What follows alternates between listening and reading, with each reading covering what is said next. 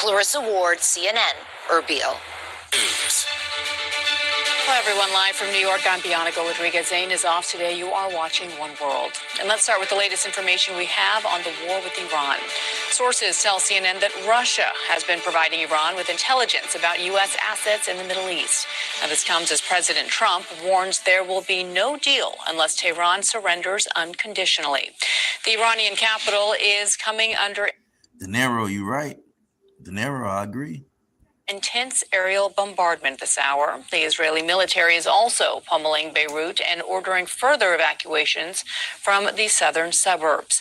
And Gulf nations remain under attack from Iranian retaliatory strikes. Iran has also targeted Israel, including a new round of strikes on Tel Aviv. The U.S. ambassador to Israel met with Israeli President Isaac Herzog earlier. This is a pleasant time, but necessary time for us to say to the regime that you can't keep killing Americans, Israelis, and frankly, people all over the world. Now is the time for resilience. And we know, and we tell the people, this moment will be judged in history as a moment of change that will bring a better future for all. Now is the moment to be resilient. Thank you very much, Ambassador. CNN's Zachary Cohen joins me for more on the breaking news that CNN has been able to confirm as well. And Zachary, is quite striking, and that is that Russia has been providing Iran with intelligence on U.S. assets in the region. And of course, this comes just days after the United States lost 6 of its service members in the region from strikes from Iran. Just talk to us about what you're learning from this reporting. Yeah, Bianca, sources telling our team that the U.S. believes Russia is providing intelligence to Iran about the movements and locations of American ships, troops, and aircraft. And this is significant, obviously, because it's the first indication that Russia, obviously a nuclear superpower, has sought to get involved in the ongoing conflict in Iran. And this is something that we're told. Russia got to get that get back for Ukraine. We helping Ukraine, so now they help Iran. Hey. Parts of war. The information and the intelligence that's been shared, we're told, comes primarily from Russia's sophisticated constellation of overhead satellites. That's intelligence that could be used to target American assets in the region. As you mentioned, we're learning about this just after an Iranian drone strike killed 6 U.S. service members at a makeshift operations command center in Kuwait. Now, we can't tie directly any of these Iranian attacks to the intelligence that they've received from the Russians. But again, a concerning development here as 2 longstanding partners in Iran and Russia do seem to be collaborating in the current war there. And we're also learning too, Bianca, that another nuclear superpower, China, is weighing whether to provide financial support to Iran as it potentially could enter this conflict in a support capacity. We're told, in addition to financial support, China providing things like spare parts, missile components, logistical support. Obviously, Beijing much more cautious in considering getting involved in this conflict, seeking to largely avoid a direct confrontation with the United States. And for now, Beijing does seem to be staying out of the ongoing conflict, but it remains to be seen if that will stay true. And this comes as Secretary of Defense Pete Hegseth just saying yesterday to reporters that Russia and China are, quote, not really a factor in this war. So we'll have to see how that plays out going forward as the... Yeah, Hegseth, he drunk or something. China messes with Venezuela. Russia's mad because of Ukraine. Come on now. Hegseth, he tripping. A blind man can see what's going on. Conflict continues to escalate and move forward in the coming days, weeks, and potentially months. Yeah, it does appear now that Russia is indeed a factor in this war if it's directly providing Iran with intelligence on U.S. assets in the region. And it is important to note this comes after President Zelensky in Ukraine has actually offered to help and other Western allies in Europe in terms of bringing down some of these Shahed drones that they've come so familiar with, tragically, over the course of these last now 4+ years of war. Zachary Cohen, thank you so much. Well, some attacks are playing out on live television. One loud explosion in Tehran sent this Why for reporter you? What's running up? for cover. من همونطوری که پشت سرم مشاهده میکنه یا آقای نظری بازم دارم میزنن. The correspondent for Iranian state television was on air when fresh blasts hit. Meanwhile, the Iranian government mobilized thousands of demonstrators who filled Tehran's streets on Friday. They voiced anger over the U.S. and Israeli attacks and mourned the late Supreme Leader Ayatollah Ali Khamenei. CNN correspondent Fred Pleitgen and his photojournalist and producer Mahala, you're not in war. Claudia Otto are in Iran's capital. CNN is the first U.S. network in Iran since the start of the war, and it is important to note that CNN is operating in Iran only with the permission from the government. Here is Fred's latest report.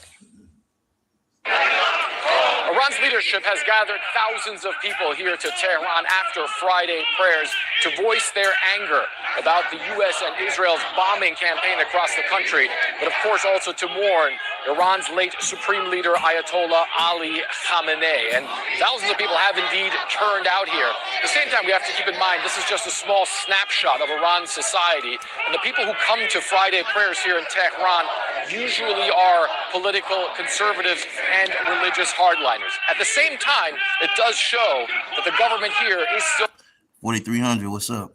able to mobilize. Welcome to the chat. Welcome to the chat, everybody. Thank y'all for being here. I appreciate y'all. Masses. Namanpour is coming up in about 45 minutes' time. And a short time ago, as we noted, CNN's Dana Bash spoke with President Trump over the phone. He told her Iran's leadership has been, quote, neutered. Trump again stressed how he believes the U.S. should be involved in the process of choosing Iran's next leader. Here is what Bash is telling us about that phone call. On a scale of 10, with 10 being the best, he thinks that the war is, I would say, at 12, maybe 15. He said that the U.S. is doing very well militarily, quote, better than anybody could have dreamed. He said that he rebuilt the military in his first term. He's using it in his second. Well, oil being shipped through the Strait of Hormuz has basically come to a complete standstill. This narrow channel off Iran's southern coast is normally packed with 60 or more ships, which carry about 20% of the world's oil. The U.S. Energy Secretary says the Navy will begin escorting ships through the Strait of Hormuz. Chris Wright told Fox News that naval escorts will soon start. Listen to what he said. How quickly will that be done? Well, as quickly as we can. You know, right now, all the U.S. military assets, and God bless the men and women in the United States military, all of their focus right now is to suppress Iran's ability to wreak havoc on their neighbors and on Americans in the area. So first, we got to get their ability to cause trouble way down. And then as soon as it's reasonable to do it, we'll escort ships through the straits and get the energy moving again. All right, welcome back to One World. I'm Bianca Goladriga. There are fears that the Middle East is plunging into a humanitarian crisis as the conflict with Iran intensifies. A spokesperson from the UN's refugee agency tells us that they are declaring it a major humanitarian emergency. A troubling displacement picture is now emerging, and it's really what we are getting our initial estimates for now. The worry is as the conflict intensifies and escalates, we could see more people, more human misery, and more people who would be forced to leave their homes. Now, this comes as Israel ordered tens of thousands of people in Beirut to evacuate as the IDF ramps up its attacks on Hezbollah after Hezbollah entered this war. Israel's announcement led to chaos and panic in the Lebanese capital. CNN's Matthew Chance reports. Well, there's heightened alarm here in Beirut because Israel has again ratcheted up the tensions by ordering an entire neighborhood of the Lebanese capital to evacuate, to make way for intensified strikes against Hezbollah, the country's Iranian-backed militia. The sprawling suburb of Dahir in South Beirut, right here behind me, is a Hezbollah stronghold that has already been targeted by multiple Israeli airstrikes. We went there with the permission of Hezbollah to try and take a look at the damage. As soon as we arrived, that new Israeli warning came through. plunging the mainly Shia neighborhood into chaos and panic. Take a look. Okay, we've got to go because Damien, Abigail, how y'all doing? Milan, what's up? they said there's been a warning from the Israelis that there could be a strike coming in. So we're going to get out of here, Alex.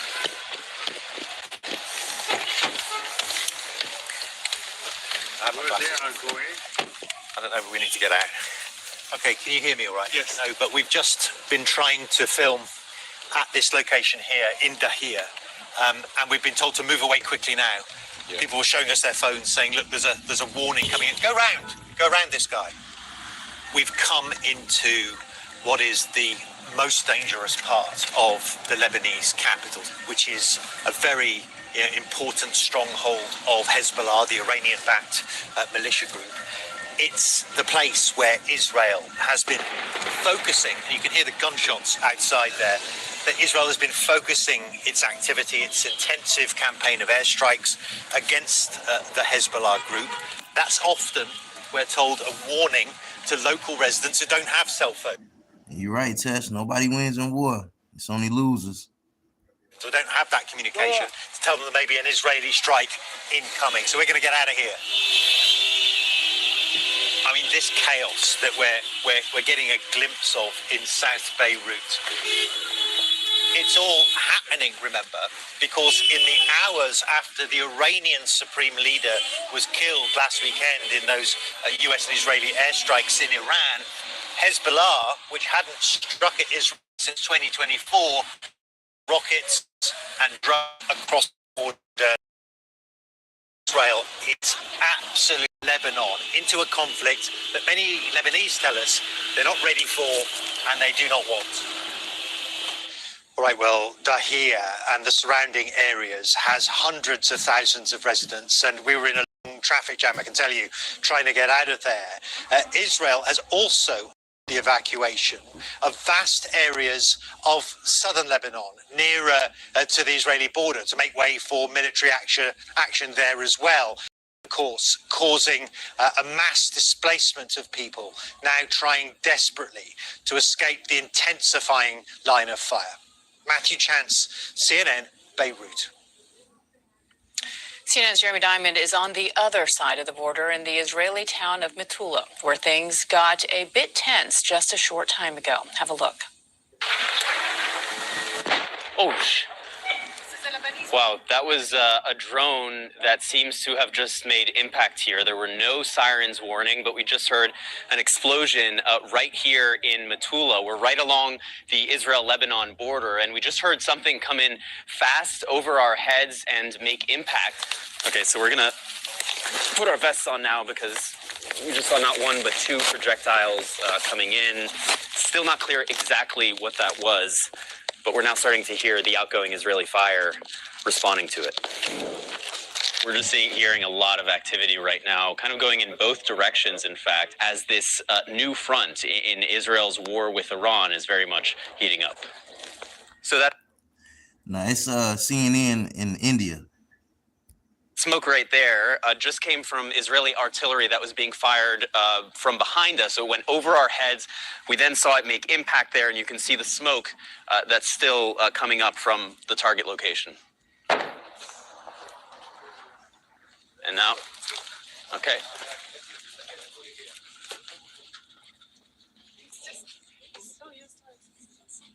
And that was hitting the same spot. Yes, it is. It's real sad. Anytime it's war, it's always sad. Yeah, getting very active here now. Nobody wants war.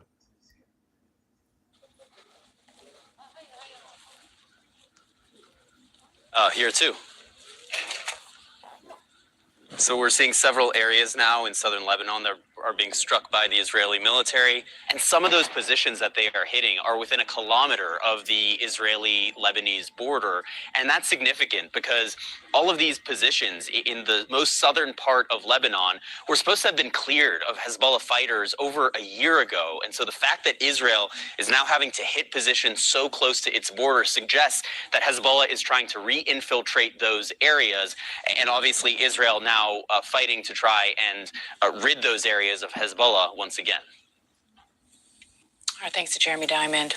Well, new video of a large strike in the Iranian capital. CNN has geolocated this video showing damage in and around a Tehran police station. Friday has been a day of intense bombing by Israel. It has been a week since the U.S. and Israel. And it's unclear if there were any casualties caused.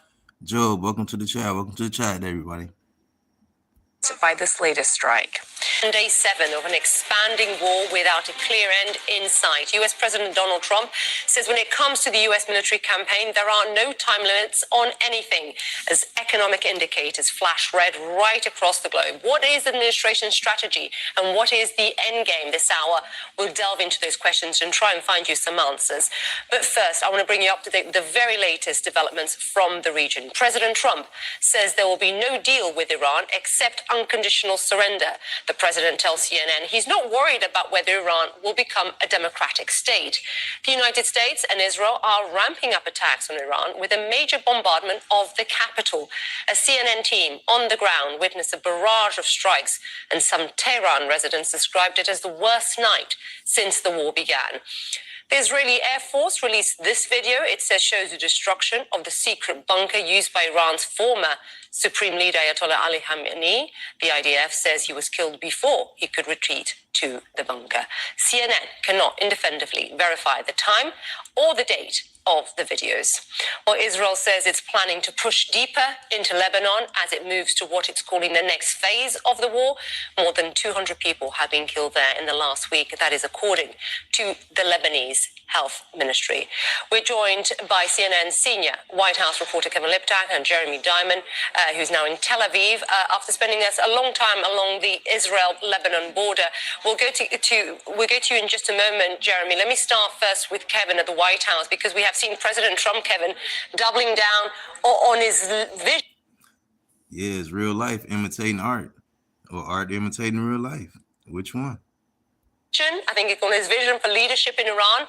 He says he wants to stay in this, but the goals seem to be shifting, right? And without boots on the ground, some may say that's impossible. Talk us through what the strategy is and the messaging is from the administration. Yeah, and I think the messaging from the administration writ large has now kind of diverged from the message Trump himself.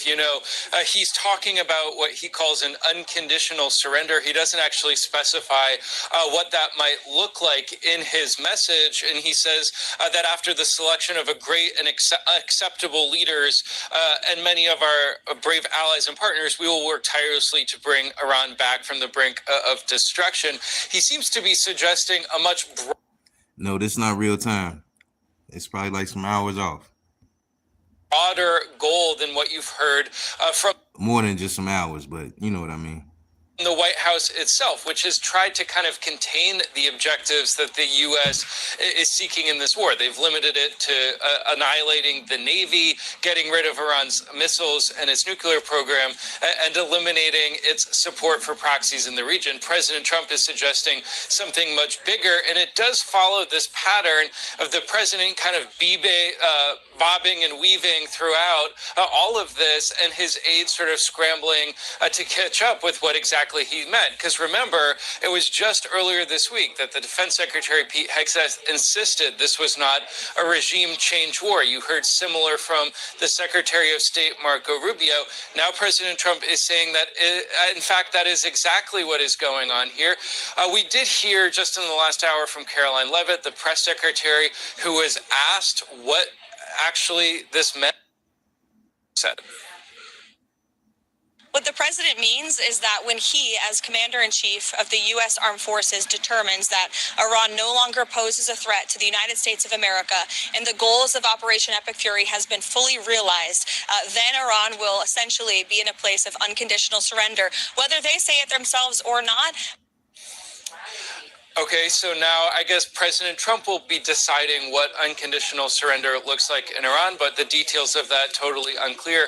I think maybe the best explanation of what it is Trump is looking for came in that interview with Dana Bash earlier today, saying that it's going to work very easily. It's going to work like in Venezuela. Come on, Yvonne, don't hate anybody. That's not good.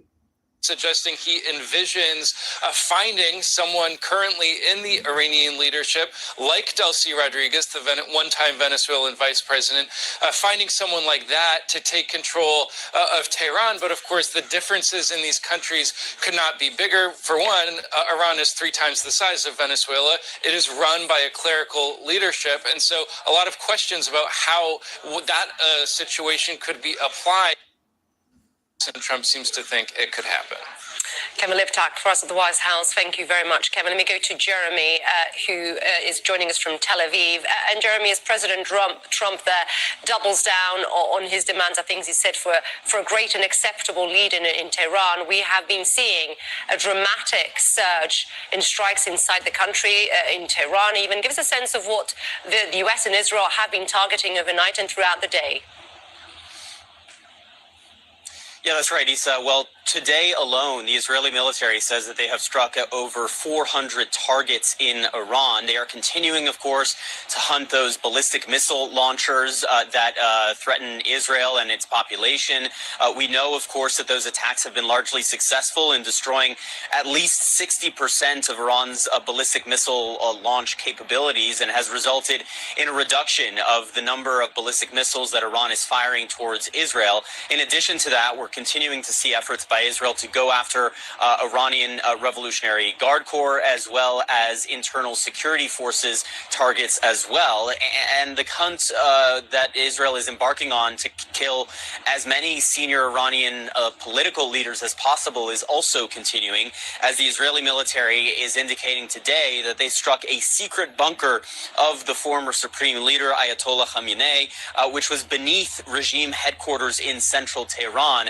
The Israeli military releasing a video of this strike and saying that in recent days, it appears that this command bunker was being used by some of Iran's current leadership as well. They have yet to actually talk about any specific individuals who they believe they have killed as a result of this strike, but it shows, of course, Israel's continued ability and desire to go after Iran's political leadership, in addition to targeting Iran's military capabilities. Yeah, and for Israel, this is, of course, as you and I have been discussing, it's a two-pronged war as it takes the fight to Lebanon, where I'm just seeing more than 200 people have died, where almost 500,000 people are displaced, according to one NGO. Give us a sense of what has happened in Lebanon. Yeah, well, along the Israel-Lebanon border today, and I got to tell you, it was very active, far more active than I even anticipated, especially when you consider the fact that Hezbollah, for over a year was supposed to be gone from the areas closest to Israel, pushed back not only by the Israeli military and continued strikes, some of which continued even during this ceasefire between Israel and Hezbollah, but also by the Lebanese military, which was in the process of and had claimed success in disarming Hezbollah south of the Litani. But what my team and I saw today suggests a conflict that is only escalating.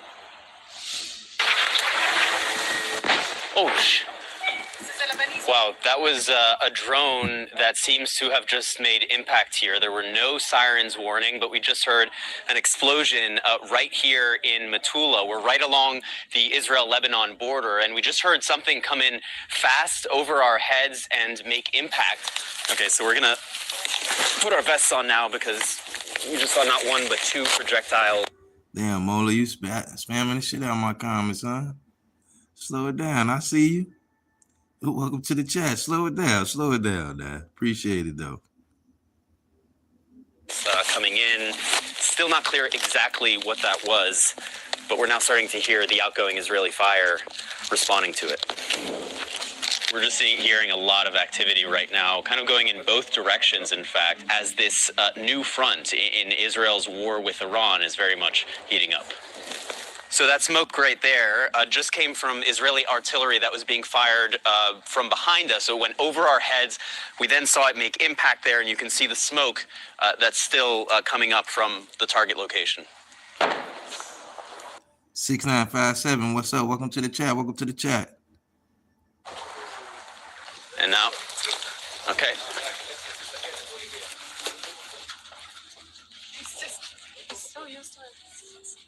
And that was hitting the same spot. Yeah, getting very active here now.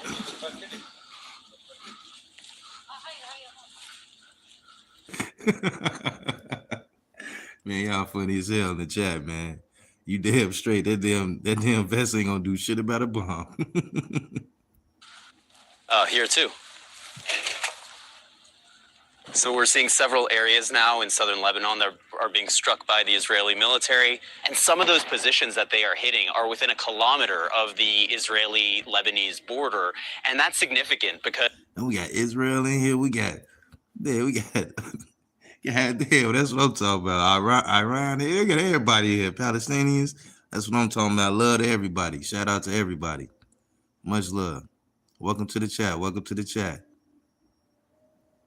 All of these positions in the most southern part of Lebanon were supposed to have been cleared. Hey, that's too much information. Dry 775. Of Hezbollah fighters over a year ago. And so the fact that Israel is now having to hit positions so close to its border suggests that Hezbollah is trying to re-infiltrate those areas. And obviously Israel now fighting to try and rid those areas of Hezbollah once again. And so as you can see there, Issa, very active crossfire on the Israel-Lebanon border. And today, in fact, Hezbollah was able to seriously wound several Israeli soldiers as a result of some of these attacks. 5 Israeli soldiers in serious condition. 3 additional soldiers were lightly wounded as a result of one of those cross-border attacks. And while we were down there, beyond the projectiles that we ourselves saw, the air raid sirens that went off at one point due to incoming missiles, there were also a number of drone alerts across the northern part of Israel. So this is a front that we need to keep a very, very close eye on, particularly as Israel is issuing all of these evacuation warnings for the southern suburbs of Beirut, for every area south of the Litani River in southern Lebanon, and carrying out intense airstrikes of its own inside Lebanon. Issa. Important reporting there. Jeremy, thank you very much to you and your team. Jeremy Diamond for us in Tel Aviv.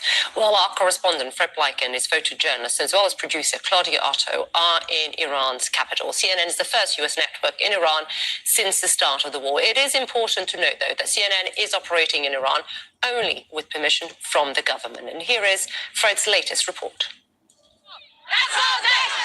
Iran's leadership has gathered thousands of people here to Tehran after Friday prayers to voice their anger about the U.S. and Israel's bombing campaign across the country, but of course also to mourn Iran's late supreme leader Ayatollah Ali Khamenei. And thousands of people have indeed turned out here. At the same time, we have to keep in mind this is just a small snapshot of Iran's society, and the people who come to Friday prayers here in Tehran usually are political conservatives and religious hardliners. At the same time, it does show that the government here is still able to mobilize masses. We believe that if we are killed, we are martyrs, meaning that whether we stand by the revolution or become martyrs, both are a victory for us. The blood of our martyr leader has been shed, but his path continues. With these killings and these martyrdoms, they will not achieve greatness, and they will not be able to take even the smallest piece of our land. All this is happening, of course, as the U.S. and Israel continue their massive bombing campaign, not just here in Tehran. She was talking real big. She said, we ain't gonna take a piece of their land. Man, big talk. But indeed, in the entire country, the U.S. says that it's hitting military positions and trying to hit Iran's religious and also political leadership, while the Iranians say at this point in time they are not willing to negotiate with the United States, and they also say that they have a missile supply and drones to carry on military operations for an extended period of time. So this is the Gandhi Hospital here in Tehran, which was pretty badly damaged after an airstrike. It seems as though a different building was struck in the vicinity, but then this building also was damaged very badly. I spoke to the head of Iran's Red Crescent about this. Here's what he had to say. Can you imagine if you were hospitalized in one of the wards here while it was attacked? How would you feel? The people on the ground who... Yeah, that's horrible. Yeah, that's why I said war is not good. That's horrible. Feel these airstrikes, who hear these airstrikes, hear the jets overhead. A really difficult time to go through. That's Fred Bleiken and his team. Claudia Otto on the ground for you in Tehran. Well, we are just seeing the first indication that Russia may be involved in this war. That's true, Stanley. That's true. That's true. I give you that. To say Moscow is providing intelligence to Iran on U.S. military targets, including the location as well as movement of American troops, ships as well as aircraft. Sources say China may be preparing to help Iran as well, including providing missile components. Earlier this week, U.S. Defense Secretary Pete Hegseth told reporters that Russia and China are not really a factor, his words, in the war.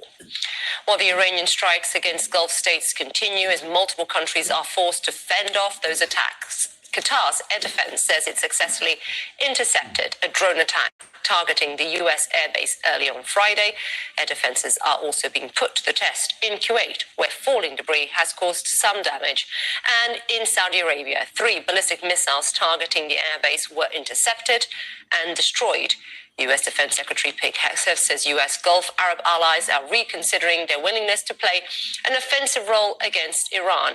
Hegseth also points the blame at Iran for forcing the hand of its neighbors to retaliate. Let's get more from our Nick Robertson, who joins us from Riyadh. And Nick, while the war is spreading in the battlefield, now also moving, as we are just outlining there, to the economic front. We're seeing oil prices surging. The Strait of Hormuz is still at a standstill. And the message that we are seeing for the last several days from stock markets is that this is unsustainable. Give us a sense of what you're hearing from Gulf nations, Gulf states, who are now reviewing overseas investments, I understand. Yeah, look, they are very aware that if the Straits of Hormuz remain closed for as long as President Trump says this war could go on, or at least Pete Hegseth said it could go on, 4 weeks, 6 weeks, 8 weeks. Dolly, who losing on all fronts? Maybe they're going to have a huge problem what to do with the products they make. They'll run out of capacity to store them.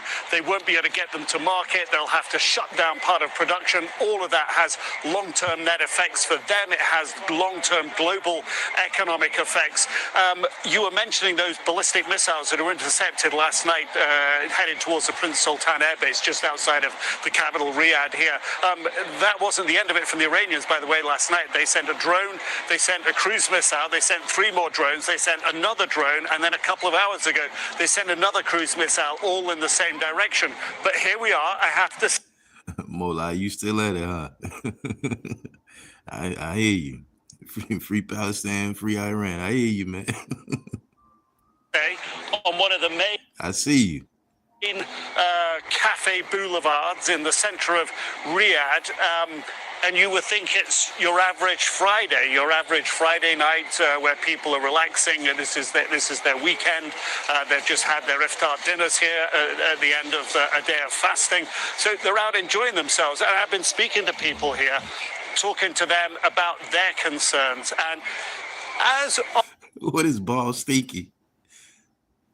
You often find in Saudi Arabia, there's a high degree of confidence or Bell stinky expressed in the leadership. They're not worried, and genuinely people don't seem to be particularly worried about the situation. There is, of course, a concern that it could get worse, but they're not worried now. People have said to me, look, if we're really worried at the moment, would we be out on the streets? But despite how it looks, how it feels, and I hear from officials here, and they say they just want to stay on the sidelines. They don't. Dolly, you got a point. I just had a part of the piece of the video that was showing you how Iran was doing, and they kept cutting it off. So you might have a point.